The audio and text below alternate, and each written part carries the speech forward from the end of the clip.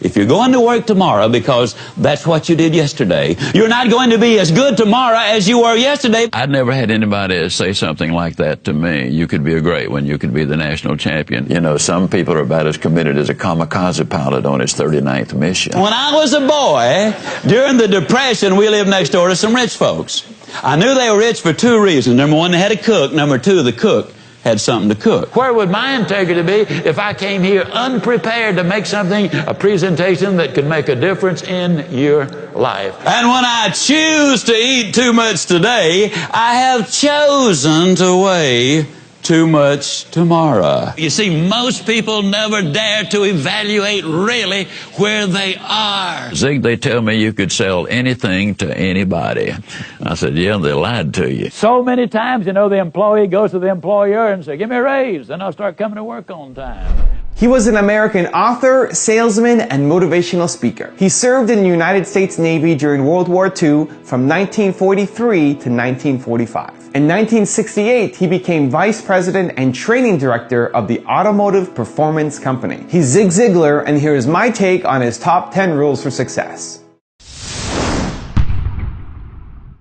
When you're asleep, ladies and gentlemen, you need your dreams.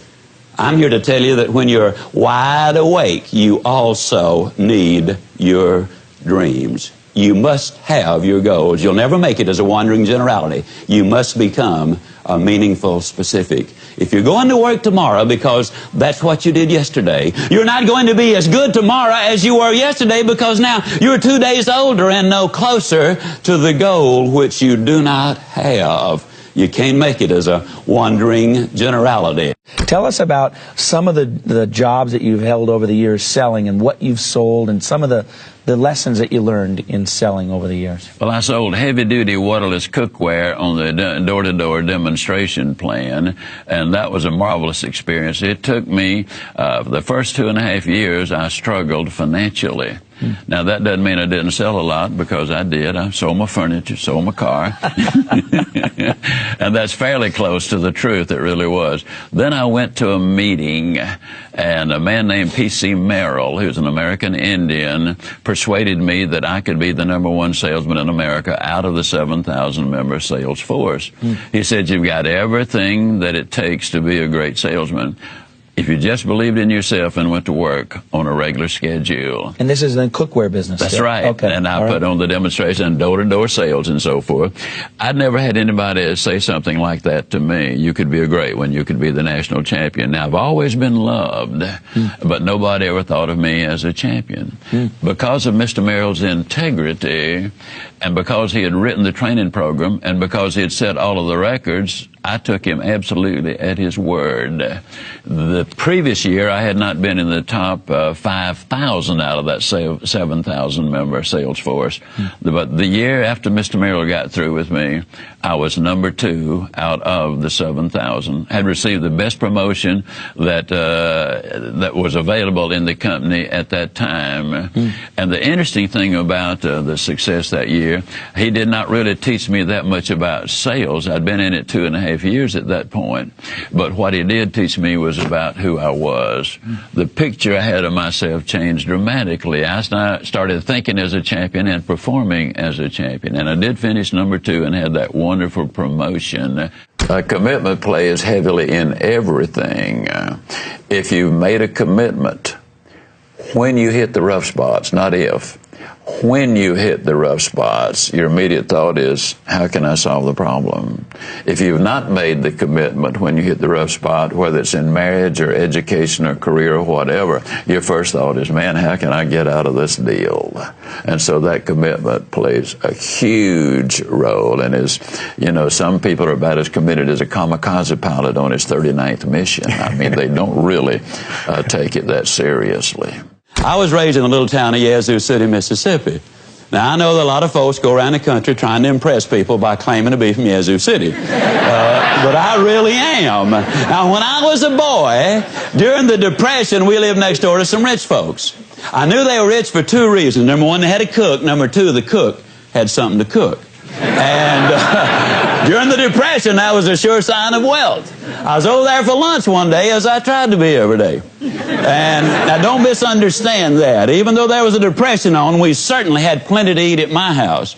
I know we had plenty because if they ever passed my place for seconds, they'd always tell me, no, you've had plenty. So I know we had plenty. Now the cook brought the biscuits out, and this is not an exaggeration. Those biscuits were not as thick as my wristwatch. And I looked at her for a moment. I said, Maud, what in the world happened to your biscuits? She reared back, gave a big old tummy laugh, and said, well, I'll tell you about those biscuits. She said they squatted to rise. But she said they just got cooked in the squat. You know anybody that's getting cooked in the squat?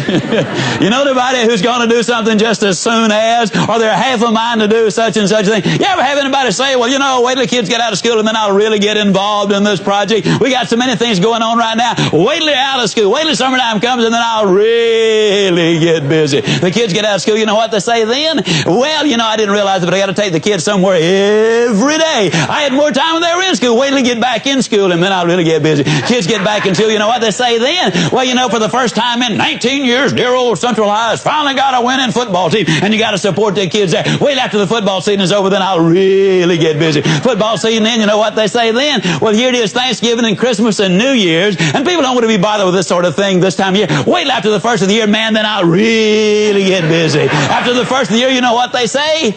Well, it's the weather. Did you ever see weather like this in Chicago or San Francisco or Dallas or wherever? Wait till the weather settles down, and then I'll really get busy. Oh, I know what you're thinking. You're thinking I've lost interest in it, but that's not the way I do things. Let me tell you the way I do things now. Here's the way I am. See, this is just the way I do it.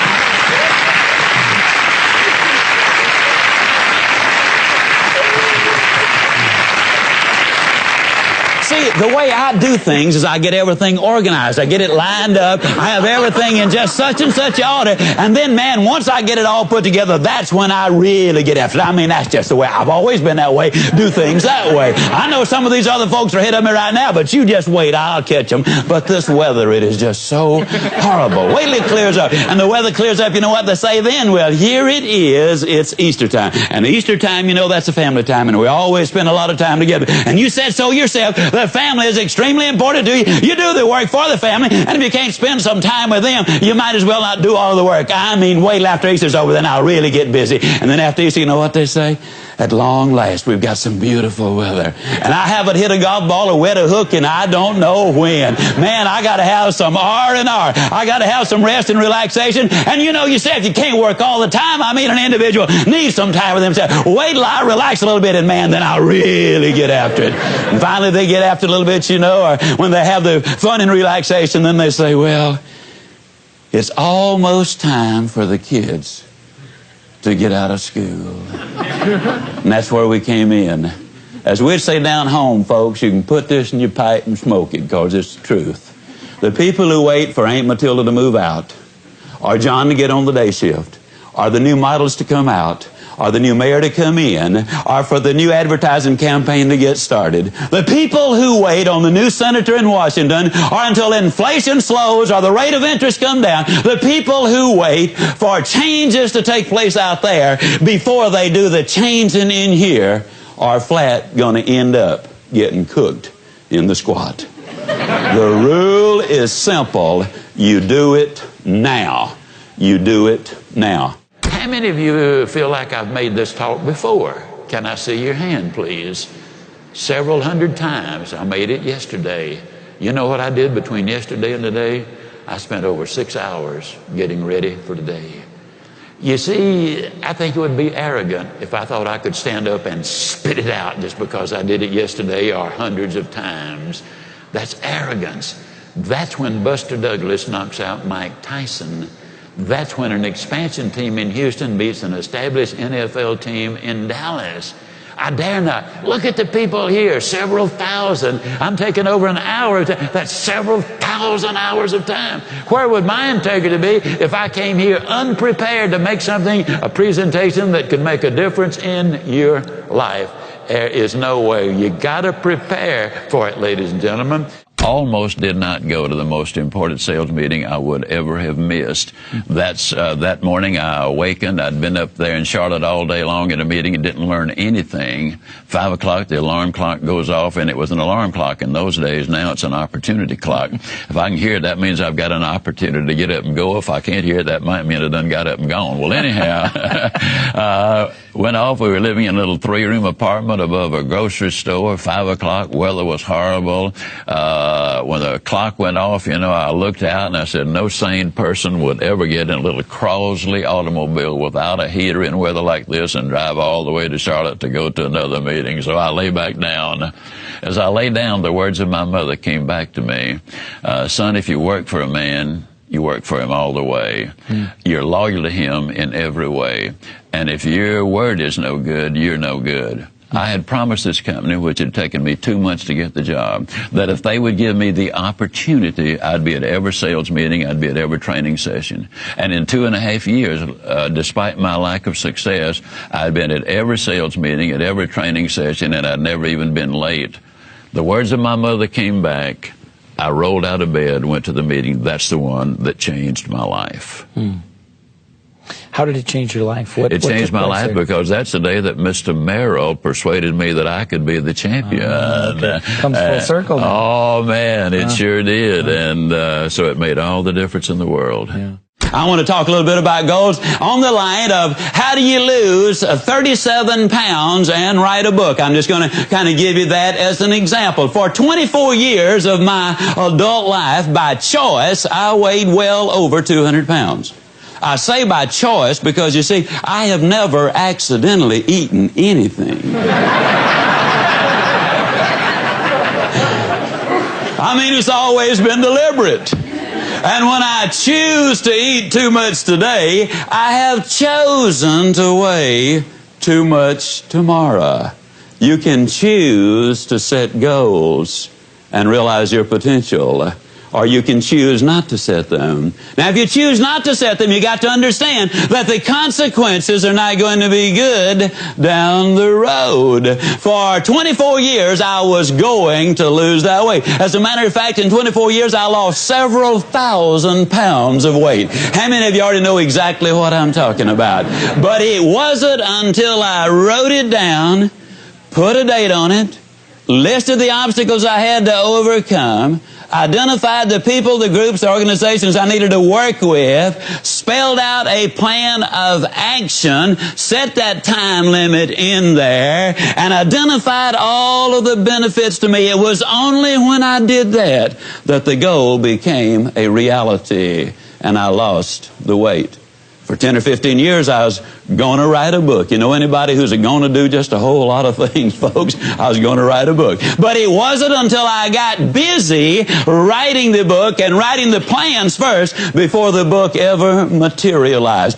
Now, if it sounds like I'm trying to sell you on having goals, how many of you are getting close already? How many of you are becoming convinced right quick like that you need to have those goals? There's no question about it. The immortal J.C. Penney many, many years ago said, give me a stock clerk with a goal, and I'll give you a man who will make history.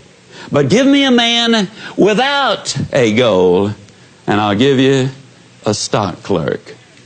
Now, the interesting thing is goals do not care who has them. Let me give you a classic example of the way they work. In 1950, a war-torn, devastated Japan, a nation which had lost an incredibly high percentage of its young men. Their cities were in ruins, they had been bombed out, but in 1950, they got together, they meaning industry and government got together and set a goal. The goal was we're going to be the #1 nation in the world during the 1950s in the production of textiles.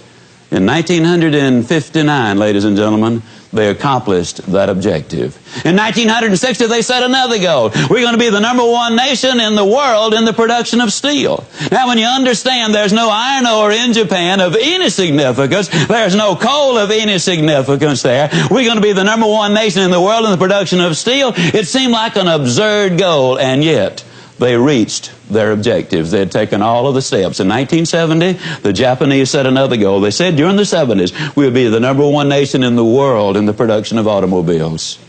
They missed it, folks. 1 year. It took them until 1980. In 1980, they set another goal. And this time their goal was, we're going to be the #1 nation in the world in the production of computers and electronics. Yes, indeed, ladies and gentlemen, you absolutely must have those goals. Let me share with you a true story out of my notebook of life. A number of years ago, got an incredible letter from a gentleman in Toronto with a substantial check in it. He said, my friend Steve Walker is following the wrong role model. He's working himself to death. His family is falling apart. His health is in danger. And he's modeling himself out of his boss. And he trusts you and respects you. If you will give us 1 hour, I will fly him to Dallas and give you this check. Wouldn't you love to have a friend like that? I sent the check back and I said, come on down. Steve and I had quite a little talk. And in our talk, I asked him why he had such a role model. What about this man that made him so completely important in his life? And he said, well, he's the most successful man I have ever known. And I said, well, Steve, what do you call success? Now, it took several minutes for him to go down the list. But the interesting thing is, though they're not in the same order that I have put them, or we list them now, these are the 8 things that he said he really considered to be successful. If a man was happy and healthy and at least reasonably prosperous and secure, if he had friends and peace of mind and good family relationship and the hope that the future is going to be better, he said, I'd consider that man as successful. Now I'm going to really encourage you to take some notes right here. And all I want you to do, and you'll be the only one that'll see it, somewhere right as I go down the list, write whether you get a plus on that one or a minus on that one. You'll be the only one to see it, but it might be an eye-opener. You see, most people never dare to evaluate really where they are. And you got to know where you are before you can really determine your chances of getting what you really want out of life. And so I said to Steve, I said, I understand that your boss is very important to you. You consider him to be successful. When he finally got through with the identification, as I said earlier, these were the 8 things that he said, I think that's important for success, to measure success. I said, well, Steve, let me ask you now, as far as happy is concerned, tell me, how happy is your boss? He said, oh, I don't think he's happy at all. I said, why not? He said, well, I've never heard him laugh, and he seldom smiles, and besides that, he's got ulcers. I said, well, do I give him a plus or a minus? He said, oh, you give him a minus. Please grade yourself as we go. This is so important for you. Then I said, that also tells me something about his health if he's got those ulcers. Do I give him a plus or a minus? He said, you give him a minus. I said, that also says something, Steve, about his peace of mind, because you don't get ulcers because of what you eat, but what's eating you. I said, do we give him a plus or a minus? He said, we give him a minus. I said, Steve, I've asked you one question about what success is, what balance is, what's important to you. One question, and your boss comes up with 3 minuses. I said, tell me how prosperous he is. He said, man, he's got money running out of his ears, and he's getting more every day. I said, we give him a plus on that one, don't we? He said, we sure do. I said, how secure is your boss? He said, well, he's as secure as money can make you. And I said, well, Steve, let me ask you, did you read where 2 billionaire brothers here in Dallas went bankrupt? I said, how does your boss compare? Oh, man, he doesn't have that kind of money. Did you read where our ex-governor was worth $100 million at one point? He's now bankrupt. How does your boss compare? Oh, he doesn't have that kind of money. Now, understand, Steve equated security with corporate position and bucks in the bank. So I said, well, Steve, let me ask you, would we give your boss a plus or a minus or just a question mark on that? He said, let's be generous and give him a question mark. I said, how many friends does your boss have? I hope you're marking these for you. How many friends, real friends, does your boss have? He said, I don't think he's got any. I'm not his friend. I just happen to admire the guy. I tell you the truth, he's somewhat of a jerk. And I said, okay, we give him a minus on that one. I said, tell me about his family. And he said, well, his wife's divorcing him. Well, that one's easy to answer. I said, how much hope does he have for the future? He said, well, before I started talking to you, I thought he had a lot. But right now, I don't think he's got any. Why did that statement come forth? Because for the first time, he had evaluated it. That's what we need to do. Evaluate where we are. Are we investing our time properly? Using our resources properly? What will the end results be? Well, then I said to Steve when that was over, we give him the minus there. I said, Steve, of the 8 things that you consider marks of success, he gets 1, 2, 3, 4, 5, 6 minuses. He gets 1 plus and 1 question mark. I asked Steve a question. I'm going to ask you the same question. Steve, would you swap places with your boss right now, knowing what you know? He looked at me kind of stunned. He slowly rose to his feet and said, no, I wouldn't. Would you? I never will forget this particular thing. On the radio interviews I was having done and did, at least 90% of the first 25 of them would always start with the same thing. Zig, they tell me you could sell anything to anybody. I said, yeah, they lied to you when they said that, because you've just described a con artist. No legitimate professional salesperson would ever dream of selling anything that he did not fervently believe was in the best interest of the person he was selling to. Of all of the qualities that a good salesperson must have, number 1 is integrity. Because if they don't have that, you see, we are trained as salespeople to persuade other people to buy, to make decisions. And an unethical salesperson can persuade people to buy things that they don't need, are overpriced, or they pressure them into buying it. A legitimate, integrity-driven salesperson will only sell a product that will enable him to sell them again and again and again. A product he would sell to his mother, in other words. That's the kind of salesperson who has long-term balanced success. See, unfortunately, a lot of people stand in front of the stove of life and they say, now, stove, you give me some heat, then I'll put some wood in you. That ain't the way it works. You got to put something in before you can get anything out. So many times, you know, the employee goes to the employer and says, give me a raise, then I'll start coming to work on time. Or so many times they will come to him and say, make me the boss. Now, I know I haven't been here very long, don't really deserve to be the boss, but I just function better when I am in charge of things. You reward me now, and then I promise you, I'll learn what this business is all about later on. Reward me now, and I'll produce later. It doesn't work that way. Can't you just see a youngster in school saying, teacher, if I take a failing grade home, my parents are going to skin me alive. Pass me on this quarter, and next time I'll study more than anybody else. Reward me now, I'll produce later. It doesn't work that way. Can't you just see an old farmer standing out in the fields in October and saying, Lord, I know I didn't plant a thing this year, but if you give me a big crop this year, I'll plant more than anybody next year. It ain't that way, folks. You got to put something in before you can expect to get anything out. Well, he's just pumping away. You know, that's hot. It's August. I mean, the question is just how much pumping are you going to do for a drink of water? And finally, old Bernard said, you know, Jimmy, I don't believe it's any water down there. Jimmy said, yeah, it is, Bernard. You know, in South Alabama, the wells are deep. And, oh, we're glad they're deep, because the deeper the well, the cooler, the cleaner, the sweeter, the purer, the better tasting the water. And isn't that true of life? Isn't it true that if you could become an MD by 6 weeks of summer school, that the rewards would be almost minimal or nothing? And how many patients would you have? Isn't it true that if you become a sales expert in 3 days of a training school, that the rate of pay would go down rather radically? Isn't it true that anything worth doing is worth doing poorly until you can learn to do it well? We'll never know how many kids have missed a college scholarship because they didn't study an average of 10 more minutes a day. We will never know how we come so close to promotion, but we grew discouraged and quit too soon. We'll never know how much more success we would have had we just had a little more pumping in there, and pump and pump and pump and pump. Well, finally, old Bernard just got disgusted. He threw up his hand. He said, Jimmy, there's just no water down there. Jimmy said, don't stop, Bernard. Don't stop. If you stop, the water's going to go all the way back down, and then you're going to have to start all over.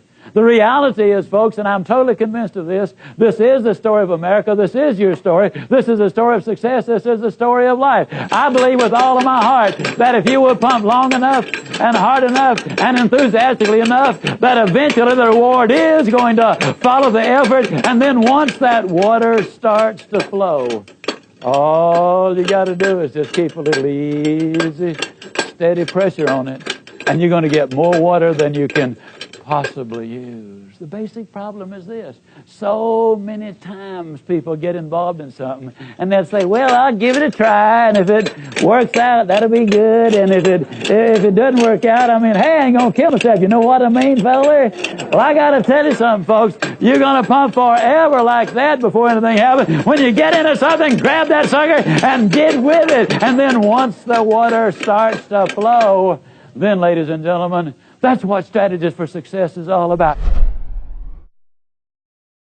Thank you guys so much for watching. I made this video because Alvin Layden asked me to. So if there's a famous entrepreneur you want me to profile next, leave it in the comments below and I'll see what I can do. I'd also love to know which of Zig's top 10 rules meant the most to you, what impact it had on your life, what change you're gonna make now as a result of watching this video. I'm really curious to find out. Leave it in the comments below and I'll join in the discussion. Thank you guys so much for watching. Continue to believe, and I'll see you soon.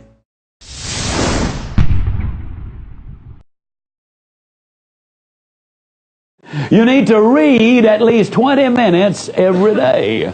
Now, I spend about 2 hours a day or more.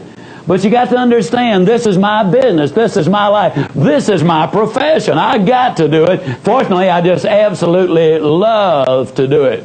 But 20 minutes a day will make a dramatic difference. Now, obviously, I'm talking about reading something good, powerful, positive, biographies, autobiographies, self-help books, motivational books, books about your business, your profession, the industry of which you are a part, books about human nature, how to deal with people. If you are an average reader, that's 220 words a minute. If you will just read 20 minutes a day, at the end of the year you will have read 20 200-page books. That is 18 more than the average American reads in a year's time.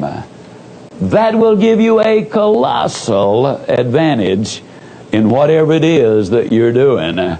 I listened to the people who were successful in selling that product. I would learn new things from different ones, new approaches, and you must be a constant student. A lot of people are afraid to try anything new because they are afraid that they will be embarrassed until they get good at it. Well, one of my favorite sayings is, the most important thing you can do is to understand that anything worth doing is worth doing poorly.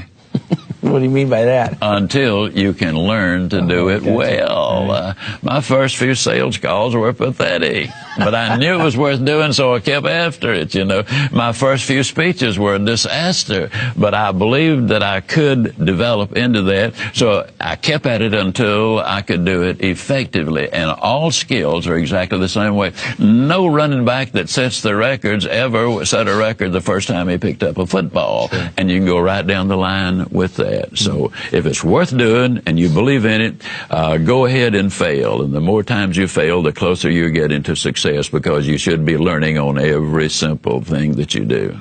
A number of years ago, Laurie Majors, my executive assistant, got a phone call from a lady in Birmingham, Alabama. At the end of the conversation, she said, Zig, she said, I believe this woman thinks she's got an impossible problem, but I believe you can solve that problem with her in just a few minutes if you will spend that time with her. I said, well, Laurie, tell her to meet me backstage. I'll get there about 10 minutes early. My schedule was such that was about all I had. Well, I got there, and I was on backstage behind the curtain on one side. She spotted me from the other side, and as she walked across the stage, I have never seen as much anger in a human being in my life as I saw in her. She almost started crying when she saw me. She said, oh, I'm just so glad to see you. I got this horrible job. I hate it. I hate everything about it. I hate everybody down there. I mean, you talking about negative nails. She was it. She said, can you help me? Now, understand, I've only got about 10 minutes.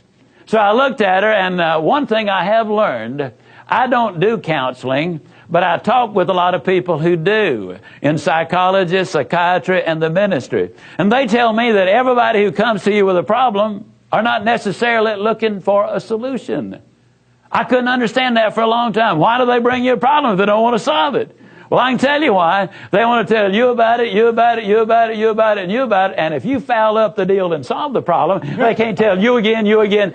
They want the attention that goes with the problem. And every company just about it has that kind of an individual. They want the attention that goes with griping and complaining. Well, I looked at the lady, and it wasn't unkindly, but firmly I said to her, yes, and you know, ma'am, I'm afraid your problem is about to get worse. She said, what do you mean? I said, I believe they're going to fire you. She was stunned. I couldn't have stunned her more if I'd hit her in the face with a bucket of ice water. She said, fire me? Why on earth would they fire me? The inflection in her voice clearly said, they're the bad guys, I'm the good guy. Why don't they fire them and keep me? Have you ever noticed that people who are the problem never recognize that they are? They're in complete denial. They think denial is just a river in Egypt. Why would they fire me? I said, ma'am, I don't believe there's a company in America big enough to contain this much poison in one small spot. Have you ever noticed that when somebody is about to lose something they've been complaining about, whether it's a car, a home, a mate, a job, or whatever, when all of a sudden it appears they're going to lose them, it takes on brand new value. She looked at me and said, well, what can I do? I said, do you really want to know? She said, yes, I do. That's the reason I came to see you. I came looking for help, but you sure haven't been any help so far. I said, well, ma'am, I've got an idea, and I will absolutely guarantee you it positively, definitely, absolutely will work if you will just do it. She said, I'll try anything within reason. I said, okay, when you get home tonight, all of your household tasks are complete. It's bedtime. Get off in a room right by yourself. Get a sheet of paper out, and at the top of it write, I like my job because. She interrupted me. She said, that'll be easy. I don't like nothing about that job. Don't like nothing about those people down there.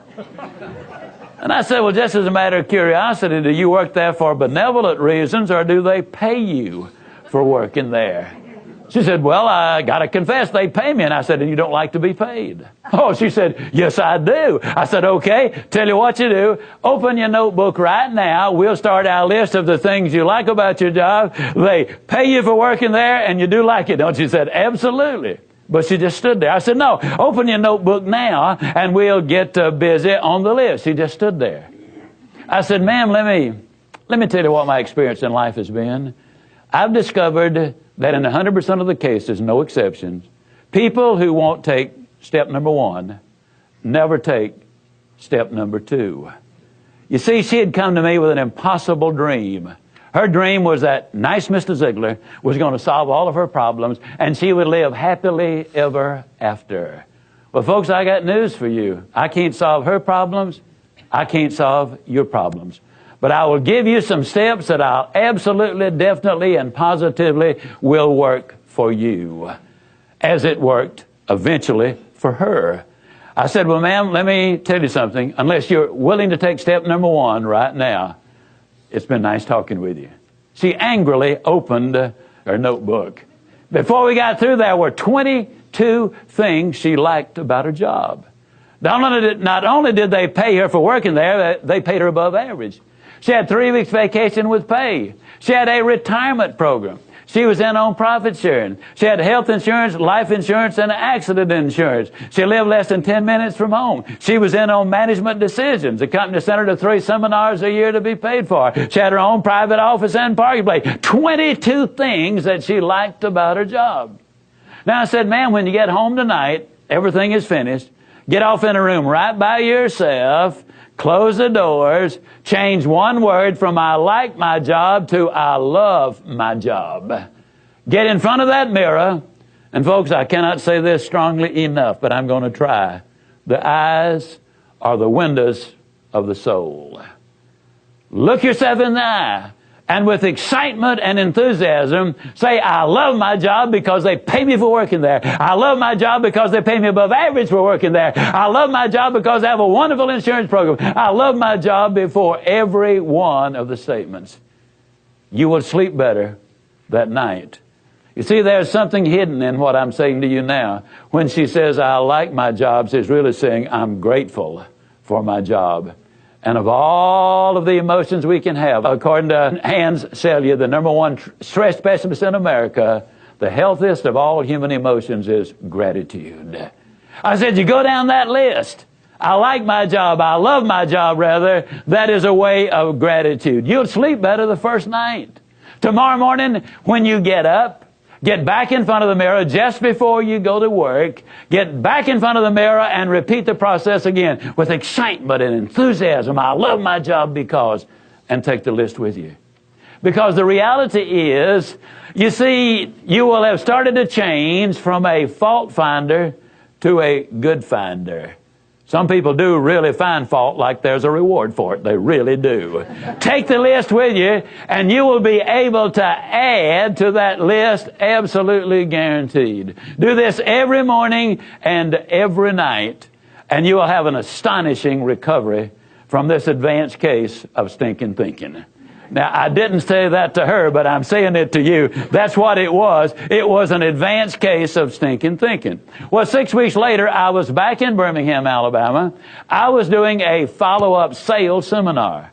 Now, the lady was not in sales, but she had been listening to my tapes. She had been listening to Automobile University, and she had discovered that everybody sells.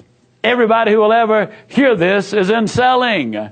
Whether you're a school teacher, a civil service worker, a military personnel, an executive secretary, it doesn't make any difference. What you do, you sell every day of your life. There she was at the sales seminar, seated on the front row, grinning so wide she could have eaten a banana sideways. I'm telling you, you're talking about somebody that was excited. She was turned on. I said, well, how you done? She grinned even more broadly and said, Mr. Ziglar, I'm doing wonderfully well, and thank you for asking. She said, you cannot believe how much those people down there have changed.